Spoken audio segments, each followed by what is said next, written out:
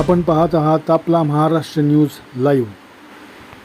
पाटण तालुक्यातील जनतेला घरगुती वीज मोफत मिळावी यासाठी महाराष्ट्र नवनिर्माण सेनेचे पाटण तालुक्यातील सर्व पदाधिकारी मुंबईतील आझाद मैदान येथे उपोषणाला बसले आहेत। आज त्यांचा उपोषणाचा दुसरा दिवस। यावेळी पाटण तालुका अध्यक्ष गोरखभाऊ नारकर, शहर अध्यक्ष चंद्रकांत मामणे, तालुका उपाध्यक्ष संजय संत्रे, राहुल संकपाळ, विभागाध्यक्ष रामचंद्र माने, हनुमंत पवार, पांडुरंग पवार, चंद्रकांत पवार, उद्योजक बाबूशेठ पवार, सुनील पाटील, जालिंदर पवार, भाऊसो पवार, अरविंद पवार, शंकर जाधव, मनसेचे अणुशक्ती विभाग अध्यक्ष रवींद्र शेलार, मुंबई CID विभागाचे अविनाश कवटेकर, पाटण तालुका पत्रकार संघाचे पदाधिकारी विश्वास पवार, कृष्णत पाटील, प्रदीप जाधव, राम पाटील, अविनाश पवार आदी मान्यवरांचीही यावेळी उपस्थिती होती।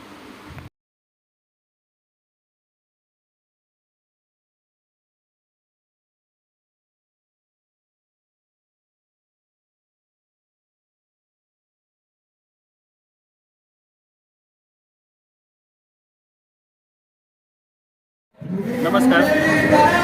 आम्ही आज आझाद मैदानावरती अमर उपोषणासाठी बसलेलो आहे। आज दुसरा दिवस आहे। पाटण तालुक्यातील घरगुती वापराची वीज ही पाटण तालुक्यातील सर्व जनतेला मोफत मिळावी याची मागणी आहे आणि या मागणीकरिता आम्ही अमर उपोषण करण्यासाठी इकडे आलो होतो, परंतु इथले सर्व नियम जे आहेत ते वेगळ्या पद्धतीचे असल्यामुळे आम्ही रोज सकाळी बसतोय आणि पुन्हा जातोय आणि पुन्हा येऊन बसतोय, अशा पद्धतीनं उपोषण चालू आहे। तर पाटण तालुक्यातील जनतेला घरगुती वापराची वीज मोफत द्यावी या सरकारला, या शासनाला आम्ही मागणी करतोय। या अगोदर पदयात्रासुद्धा आम्ही मे महिन्यामध्ये काढली होती। त्या पदयात्रेचं निवेदन आम्ही मुख्यमंत्री साहेबांना दिलं होतं समक्ष भेटून त्यांच्याकडून असं सांगण्यात आलं की 1 महिन्यामध्ये आम्ही आमचं जे काय ते कळवतो म्हणून, परंतु अद्याप कोणतीही त्यांनी दखल घेतली नसल्यामुळे आम्ही आज अमर उपोषणाला काल 12/8 ते आज 13/8 या पद्धतीनं बसलेलो आहे।